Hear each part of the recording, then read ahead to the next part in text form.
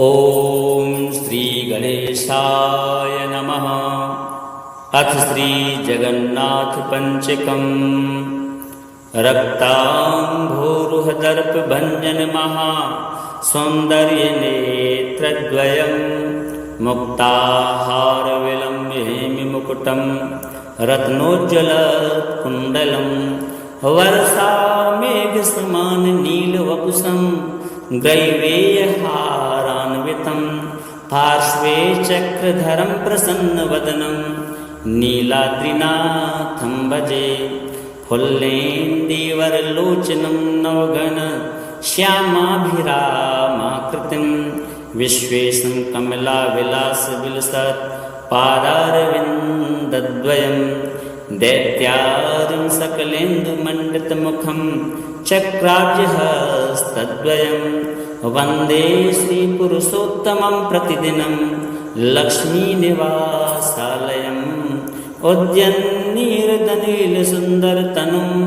पूर्णेन्दुबिम्बाननं राजीवोत्पलपत्रनेत्रयुगलं कारुण्यवारान्निधिं भक्तानां सकलार्तिनाशनकरं चिन्तार्थिचिन्तामणिं वन्दे श्रीपुरुषोत्तमं प्रतिदिनं नीलाद्रिचूडामणिं। नीलाद्रौ शङ्खमध्ये सतदलकमले रत्नसिंहासनस्थं सर्वालङ्कारयुक्तं नवघन रुचिरं संयतं चाग्रजेन भद्राया वामभागे रथचरणयुतं ब्रह्मरुद्रेन्द्रवन्द्यं वेदानां सारमीशं सृजनपरिवृतं ब्रह्मदारुं स्मरामि। दोर्भ्यां शोभितलाङ्गलं समुशलं कादम्बरी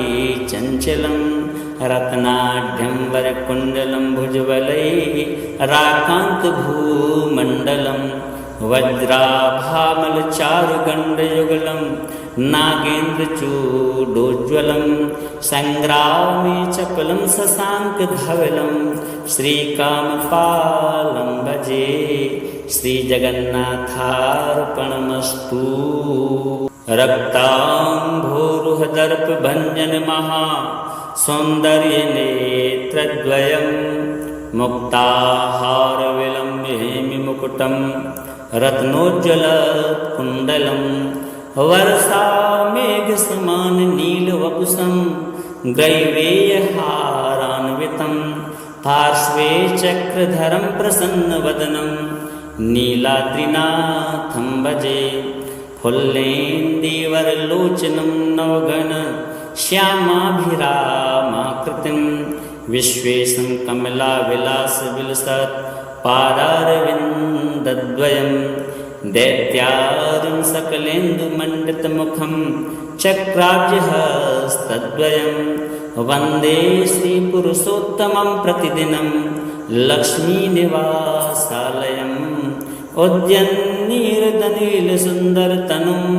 पूर्णेन्दुबिम्बाननं राजीवोत्पलपत्रनेत्रयुगलं कारुण्यवारान्निधिं भक्तानां सकलार्तिनाशनकरं चिन्तार्थिचिन्तामणिं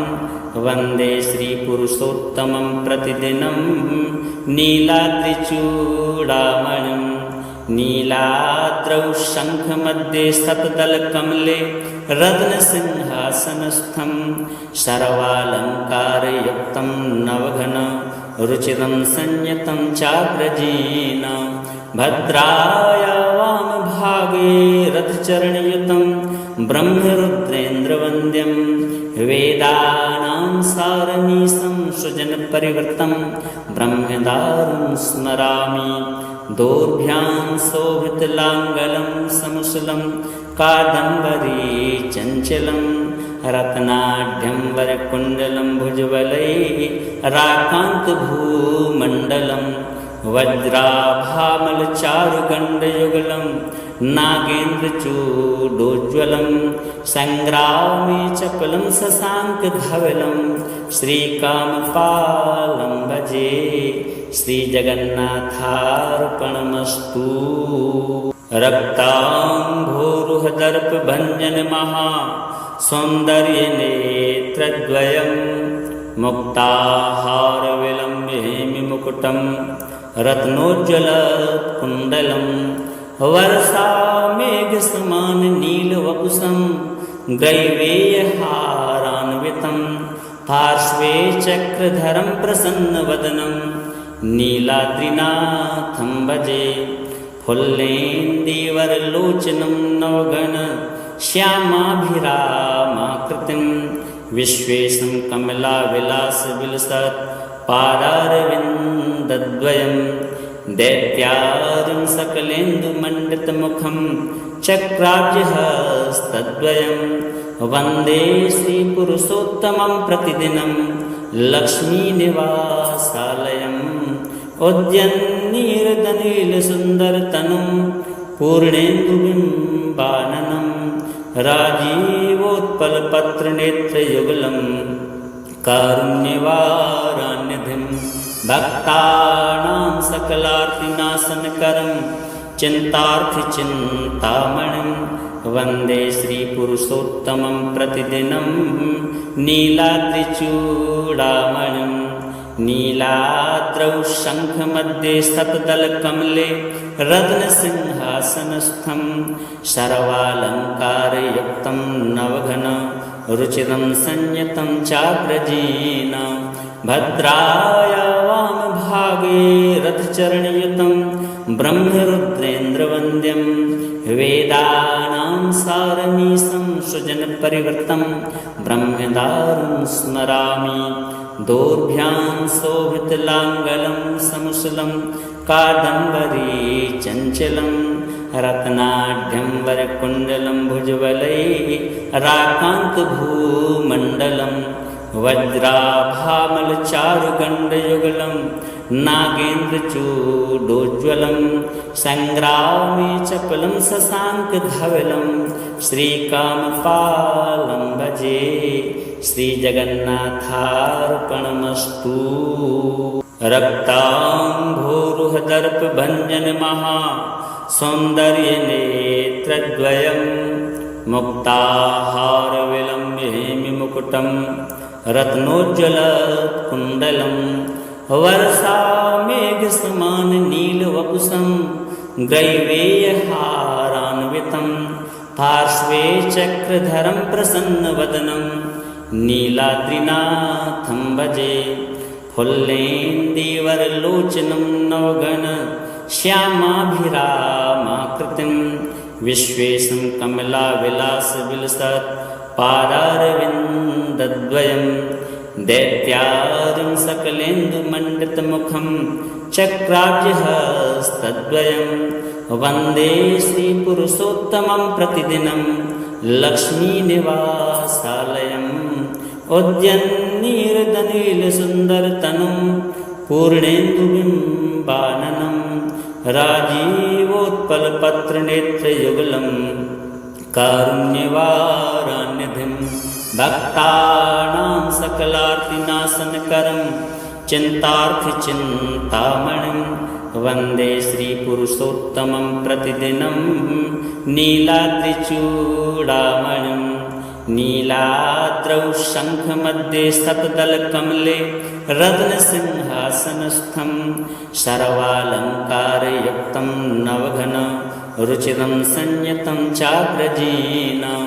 भद्राय वामभागे रथचरणयुतं ब्रह्मरुद्रेन्द्रवन्द्यं वेदानां सारमीशं सृजनपरिवृतं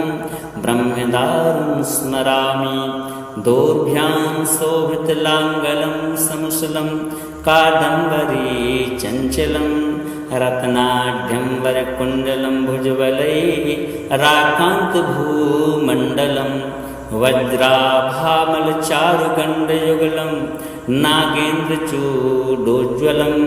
सङ्ग्रामे चपलं शशाङ्कधवलं श्रीकामपालं भजे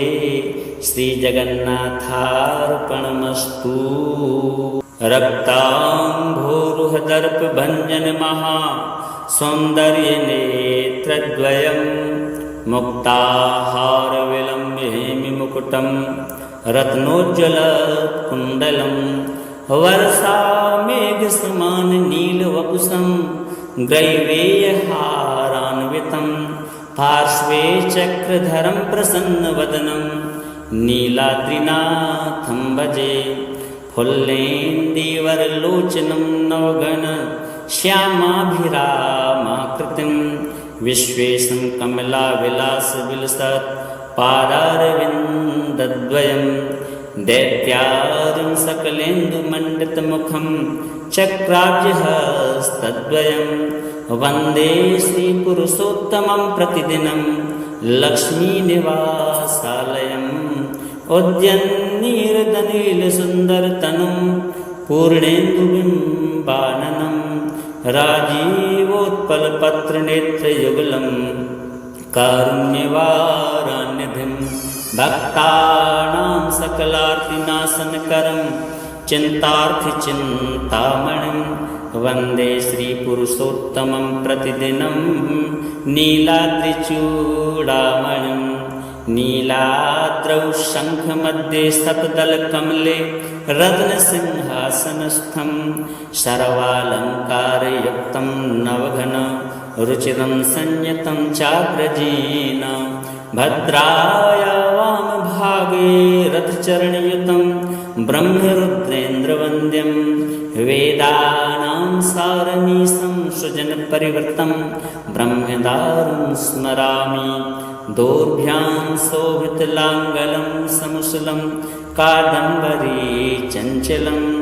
रत्नाढ्यं वरकुण्डलं भुजबलैः राकान्तभूमण्डलं वज्राभामलचारुगण्डयुगलं नागेन्द्रचूडोज्ज्वलं सङ्ग्रामे चपलं शशाङ्कधवलं श्रीकामपालं भजे श्रीजगन्नाथार्पणमस्तु। रक्ताम्भोरुहदर्पभञ्जनमहा सौन्दर्यनेत्रद्वयं मुक्ताहारविलम्ब्य हेमिमुकुटं रत्नोज्ज्वलकुण्डलं वर्षामेघसमाननीलवपुषं ग्रैवेयहारान्वितं पार्श्वे चक्रधरं प्रसन्नवदनं नीलाद्रिनाथं भजे फुल्लेन्दीवरलोचनं नवघन श्यामाभिरामाकृतिं विश्वेशं कमलाविलासविलसत् पादारविन्दद्वयं दैत्यादिं सकलेन्दुमण्डितमुखं चक्राब्जहस्तद्वयं वन्दे श्रीपुरुषोत्तमं प्रतिदिनं लक्ष्मीनिवासालयम् उद्यन्नीरदनीलसुन्दरतनुं पूर्णेन्दुबिम्बाननं राजीवोत्पलपत्रनेत्रयुगलं कारुण्यवारान्यधिं भक्तानां सकलार्तिनाशनकरं चिन्तार्थिचिन्तामणिं वन्दे श्रीपुरुषोत्तमं प्रतिदिनं नीलाद्रिचूडामणिं नीलाद्रौ शङ्खमध्ये सतदलकमले रत्नसिंहासनस्थं सर्वालङ्कारयुक्तं नवघन रुचिरं संयतं चाग्रजेन भद्राय वामभागे रथचरणयुतं ब्रह्मरुद्रेन्द्रवन्द्यं वेदानां सारमीशं सृजनपरिवृतं ब्रह्मदारुं स्मरामि दोर्भ्यां शोभितलाङ्गलं समुसलं कादम्बरी चञ्चलं रत्नाढ्यं वरकुण्डलं भुजबलैः राकान्तभूमण्डलं वज्राभामलचारुगण्डयुगलं नागेन्द्रचूडोज्ज्वलं सङ्ग्रामे चपलं शशाङ्कधवलं श्रीकामपालं भजे श्रीजगन्नाथार्पणमस्तु। रक्ताम्भोरुहदर्पभञ्जनमहा सौन्दर्यनेत्रद्वयं मुक्ताहारविलम्ब्य हेमिमुकुटं रत्नोज्ज्वलकुण्डलं वर्षामेघसमाननीलवपुषं ग्रैवेयहारान्वितं पार्श्वे चक्रधरं प्रसन्नवदनं नीलाद्रिनाथं भजे फुल्लेन्दीवरलोचनं नवघन श्यामाभिरामाकृतिं विश्वेशं कमलाविलासविलसत् पादारविन्दद्वयं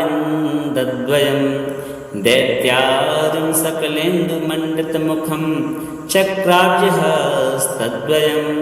वन्दे श्रीपुरुषोत्तमं प्रतिदिनं लक्ष्मीनिवासालयम् उद्यन्नीरदनीलसुन्दरतनुं पूर्णेन्दुबिम्बाननं राजीवोत्पलपत्रनेत्रयुगलं कारुण्यवारान्यधिं भक्तानां सकलार्तिनाशनकरं चिन्तार्थिचिन्तामणिं वन्दे श्रीपुरुषोत्तमं प्रतिदिनं नीलाद्रिचूडामणिं नीलाद्रौ शङ्खमध्ये सतदलकमले रत्नसिंहासनस्थं सर्वालङ्कारयुक्तं नवघन रुचिरं संयतं चाग्रजेन भद्राय वामभागे रथचरणयुतं ब्रह्मरुद्रेन्द्रवन्द्यं वेदानां सारमीशं सृजनपरिवृतं ब्रह्मदारुं स्मरामि दोर्भ्यां शोभितलाङ्गलं समुसलं कादम्बरी चञ्चलं रत्नाढ्यं वरकुण्डलं भुजबलैः राकान्तभूमण्डलं वज्राभामलचारुगण्डयुगलं नागेन्द्रचूडोज्ज्वलं सङ्ग्रामे चपलं शशाङ्कधवलं श्रीकामपालं भजे श्रीजगन्नाथार्पणमस्तु रक्ताम्भोरुहदर्पभञ्जनमहा सौन्दर्यनेत्रद्वयं मुक्ताहारविलम्बेमिमुकुटं रत्नोज्ज्वलकुण्डलं वर्षामेघसमाननीलवपुषं ग्रैवेयहारान्वितं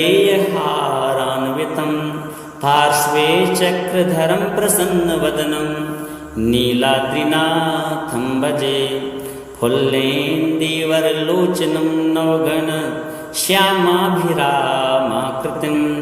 विश्वेशं कमलाविलासविलसत्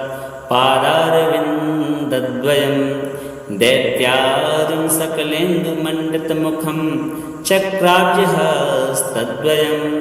वन्दे श्रीपुरुषोत्तमं प्रतिदिनं लक्ष्मीनिवासालयम् उद्यन्नीरदनीलसुन्दरतनुं पूर्णेन्दुबिम्बाननं राजीवोत्पलपत्रनेत्रयुगलं कारुण्यवारान्यधिं भक्तानां सकलार्तिनाशनकरं चिन्तार्थिचिन्तामणिं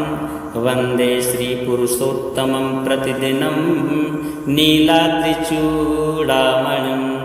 नीलाद्रौ शङ्खमध्ये सतदलकमले रत्नसिंहासनस्थं सर्वालङ्कारयुक्तं नवघन रुचिरं संयतं चाग्रजेन भद्राय वामभागे रथचरणयुतं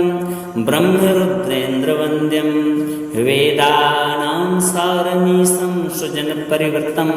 ब्रह्मदारुं स्मरामि दोर्भ्यां शोभितलाङ्गलं समुसलं कादम्बरी चञ्चलं रत्नाढ्यं वरकुण्डलं भुजबलैः राकान्तभूमण्डलं वज्राभामलचारुगण्डयुगलं नागेन्द्रचूडोज्ज्वलं सङ्ग्रामे चपलं शशाङ्कधवलं श्रीकामपालं भजे श्रीजगन्नाथार्पणमस्तु रक्ताम्भोरुहदर्पभञ्जनमहा सौन्दर्यनेत्रद्वयं मुक्ताहारविलम्बेमिमुकुटं रत्नोज्ज्वलकुण्डलं वर्षामेघसमाननीलवपुषं ग्रैवेयहारान्वितं पार्श्वे चक्रधरं प्रसन्नवदनं नीलाद्रिनाथं भजे फुल्लेन्दीवरलोचनं नवघन श्यामाभिरामाकृतिं विश्वेशं कमलाविलासविलसत् पादारविन्दद्वयं दैत्यादिं सकलेन्दुमण्डितमुखं चक्राब्जहस्तद्वयं वन्दे श्रीपुरुषोत्तमं प्रतिदिनं लक्ष्मीनिवासालयम् उद्यन्नीरदनीलसुन्दरतनुं पूर्णेन्दुबिम्बाननं राजीवोत्पलपत्रनेत्रयुगलं कारुण्यवारान्यधिं भक्तानां सकलार्तिनाशनकरं चिन्तार्थिचिन्तामणिं वन्दे श्रीपुरुषोत्तमं प्रतिदिनं नीलाद्रिचूडामणिं नीलाद्रौ शङ्खमध्ये सतदलकमले रत्नसिंहासनस्थं सर्वालङ्कारयुक्तं नवघन रुचिरं संयतं चाग्रजेन भद्राय वामभागे रथचरणयुतं ब्रह्मरुद्रेन्द्रवन्द्यं वेदानां सारमीशं सुजनपरिवृतं ब्रह्मदारुं स्मरामि दोर्भ्यां शोभितलाङ्गलं समुसलं कादम्बरी चञ्चलं रत्नाढ्यं वरकुण्डलं भुजबलैः राकान्तभूमण्डलं वज्राभामलचारुगण्डयुगलं नागेन्द्रचूडोज्ज्वलं सङ्ग्रामे चपलं शशाङ्कधवलं श्रीकामपालं भजे श्रीजगन्नाथार्पणमस्तु। रक्ताम्भोरुहदर्पभञ्जनमहा सौन्दर्यनेत्रद्वयं मुक्ताहारविलम्बेमिमुकुटं रत्नोज्ज्वलकुण्डलं वर्षामेघसमाननीलवपुषं ग्रैवेयहारान्वितं पार्श्वे चक्रधरं प्रसन्नवदनं नीलाद्रिनाथं भजे फुल्लेन्दीवरलोचनं नवघन श्यामाभिरामाकृतिं विश्वेशं कमलाविलासविलसत् पादारविन्दद्वयं दैत्यादिं सकलेन्दुमण्डितमुखं चक्राब्जहस्तद्वयं वन्दे श्रीपुरुषोत्तमं प्रतिदिनं लक्ष्मीनिवासालयम् उद्यन्नीरदनीलसुन्दरतनुं पूर्णेन्दुबिम्बाननं राजीवोत्पलपत्रनेत्रयुगलं कारुण्यवारान्यधिं भक्तानां सकलार्तिनाशनकरं चिन्तार्थिचिन्तामणिं वन्दे श्रीपुरुषोत्तमं प्रतिदिनं नीलाद्रिचूडामणिं नीलाद्रौ शङ्खमध्ये सतदलकमले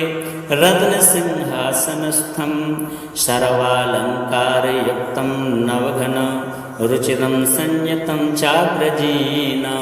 भद्राय वामभागे रथचरणयुतं ब्रह्मरुद्रेन्द्रवन्द्यं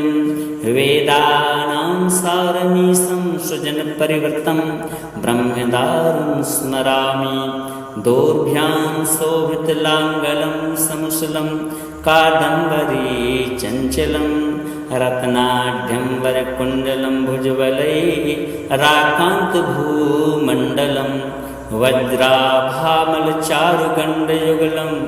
नागेन्द्रचूडोज्ज्वलं सङ्ग्रामे चपलं शशाङ्कधवलं श्रीकामपालं भजे श्रीजगन्नाथार्पणमस्तु। रक्ताम्भोरुहदर्पभञ्जनमहा सौन्दर्यनेत्रद्वयं मुक्ताहारविलम्बेमिमुकुटं रत्नोज्ज्वलकुण्डलं वर्षामेघसमाननीलवपुषं ग्रैवेयहारान्वितं पार्श्वे चक्रधरं प्रसन्नवदनं नीलाद्रिनाथं भजे फुल्लेन्दीवरलोचनं नवघन श्यामाभिरामाकृतिं विश्वेशं कमलाविलासविलसत् पादारविन्दद्वयं दैत्यादिं सकलेन्दुमण्डितमुखं चक्राब्जहस्तद्वयं वन्दे श्रीपुरुषोत्तमं प्रतिदिनं लक्ष्मीनिवासालयम् उद्यन्नीरदनीलसुन्दरतनुं पूर्णेन्दुबिम्बाननं राजीवोत्पलपत्रनेत्रयुगलं कारुण्यवारान्यधिं भक्तानां सकलार्तिनाशनकरं चिन्तार्थिचिन्तामणिं वन्दे श्रीपुरुषोत्तमं प्रतिदिनं नीलाद्रिचूडामणिं नीलाद्रौ शङ्खमध्ये सतदलकमले रत्नसिंहासनस्थं सर्वालङ्कारयुक्तं नवघन रुचिरं संयतं चाग्रजेन भद्राय वामभागे रथचरणयुतं ब्रह्मरुद्रेन्द्रवन्द्यं वेदानां सारमीशं सुजनपरिवृतं ब्रह्मदारुं स्मरामि दोर्भ्यां शोभितलाङ्गलं समुसलं कादम्बरी चञ्चलं रत्नाढ्यं वरकुण्डलं भुजबलैः राकान्तभूमण्डलं वज्राभामलचारुगण्डयुगलं नागेन्द्रचूडोज्ज्वलं सङ्ग्रामे चपलं शशाङ्कधवलं श्रीकामपालं भजे श्रीजगन्नाथार्पणमस्तु। रक्ताम्भोरुहदर्पभञ्जनमहा सौन्दर्यनेत्रद्वयं मुक्ताहारविलम्बहेमिमुकुटं रत्नोज्ज्वलकुण्डलं वर्षामेघसमाननीलवपुषं ग्रैवेयहारान्वितं पार्श्वे चक्रधरं प्रसन्नवदनं नीलाद्रिनाथं भजे फुल्लेन्दीवरलोचनं नवघन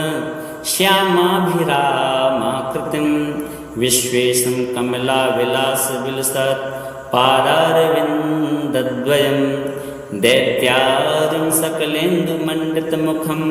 चक्राब्जहस्तद्वयं वन्दे श्रीपुरुषोत्तमं प्रतिदिनं लक्ष्मीनिवासालयम् उद्यन्नीरदनीलसुन्दरतनुं पूर्णेन्दुबिम्बाननं राजीवोत्पलपत्रनेत्रयुगलं कारुण्यवारान्यधिं भक्तानां सकलार्तिनाशनकरं चिन्तार्थिचिन्तामणिं वन्दे श्रीपुरुषोत्तमं प्रतिदिनं नीलाद्रिचूडामणिं नीलाद्रौ शङ्खमध्ये सतदलकमले रत्नसिंहासनस्थं सर्वालङ्कारयुक्तं नवघन रुचिरं संयतं चाग्रजेन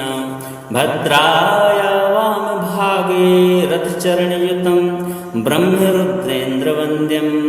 वेदानां सारमीशं सुजनपरिवृतं ब्रह्मदारुं स्मरामि दोर्भ्यां शोभितलाङ्गलं समुसलं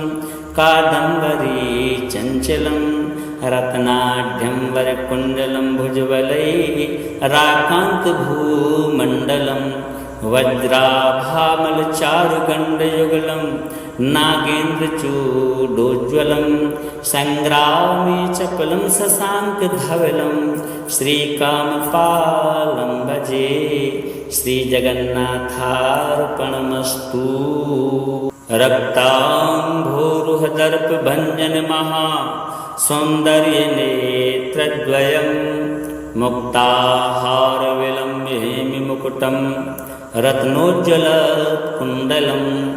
वर्षामेघसमाननीलवपुषं ग्रैवेयहारान्वितं पार्श्वे चक्रधरं प्रसन्नवदनं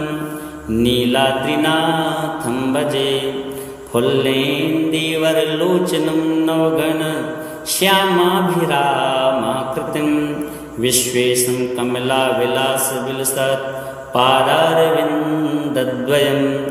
दैत्यादिं सकलेन्दुमण्डितमुखं चक्राब्जहस्तद्वयं वन्दे श्रीपुरुषोत्तमं प्रतिदिनं लक्ष्मीनिवासालयम् उद्यन्नीरदनीलसुन्दरतनुं पूर्णेन्दुबिम्बाननं राजीवोत्पलपत्रनेत्रयुगलं कारुण्यवारान्यधिं भक्तानां सकलार्तिनाशनकरं चिन्तार्थिचिन्तामणिं वन्दे श्रीपुरुषोत्तमं प्रतिदिनं नीलाद्रिचूडामणिं नीलाद्रौ शङ्खमध्ये सतदलकमले रत्नसिंहासनस्थं सर्वालङ्कारयुक्तं नवघन रुचिरं संयतं चाग्रजेन भद्राय वामभागे रथचरणयुतं ब्रह्मरुद्रेन्द्रवन्द्यं वेदानां सारमीशं सुजनपरिवृतं ब्रह्मदारुं स्मरामि दोर्भ्यां शोभितलाङ्गलं समुसलं कादम्बरी चञ्चलं रत्नाढ्यं वरकुण्डलं भुजबलैः राकान्तभूमण्डलं वज्राभामलचारुगण्डयुगलं नागेन्द्रचूडोज्ज्वलं सङ्ग्रामे चपलं शशाङ्कधवलं श्रीकामपालं भजे श्रीजगन्नाथार्पणमस्तु। रक्ताम्भोरुहदर्पभञ्जनमहा सौन्दर्यनेत्रद्वयं मुक्ताहारविलम्बहेमिमुकुटं रत्नोज्ज्वलकुण्डलं वर्षामेघसमाननीलवपुषं ग्रैवेयहारान्वितं पार्श्वे चक्रधरं प्रसन्नवदनं नीलाद्रिनाथं भजे फुल्लेन्दीवरलोचनं नवघन श्यामाभिरामाकृतिं विश्वेशं कमलाविलासविलसत् पादारविन्दद्वयं दैत्यादिं सकलेन्दुमण्डितमुखं चक्राब्जहस्तद्वयं वन्दे श्रीपुरुषोत्तमं प्रतिदिनं लक्ष्मीनिवासालयम् उद्यन्नीरदनीलसुन्दरतनुं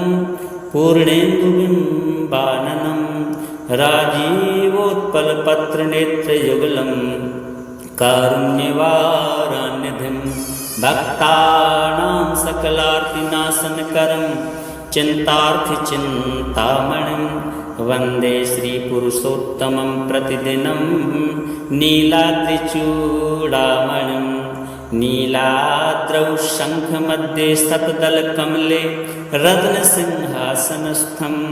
सर्वालङ्कारयुक्तं नवघन रुचिरं संयतं चाग्रजेन भद्राय वामभागे रथचरणयुतं ब्रह्मरुद्रेन्द्रवन्द्यं वेदानां सारमीशं सुजनपरिवृतं ब्रह्मदारुं स्मरामि दोर्भ्यां शोभितलाङ्गलं समुसलं कादम्बरी चञ्चलं रत्नाढ्यं वरकुण्डलं भुजबलैः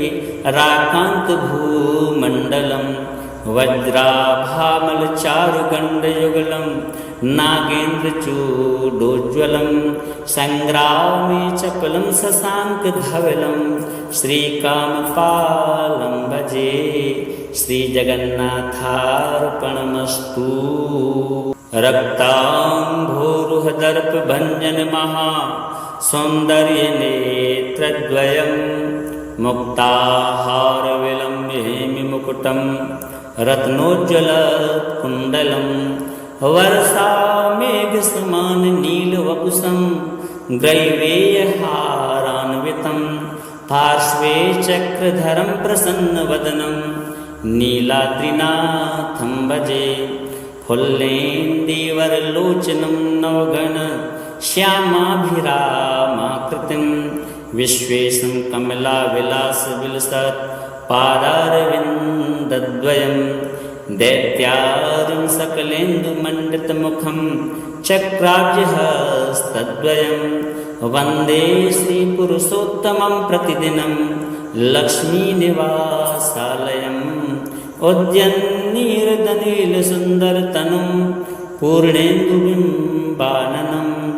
राजीवोत्पलपत्रनेत्रयुगलं कारुण्यवारान्यधिं भक्तानां सकलार्तिनाशनकरं चिन्तार्थिचिन्तामणिं वन्दे श्रीपुरुषोत्तमं प्रतिदिनं नीलाद्रिचूडामणिं नीलाद्रौ शङ्खमध्ये सपदलकमले रत्नसिंहासनस्थं सर्वालङ्कारयुक्तं नवघन रुचिरं संयतं चाग्रजेन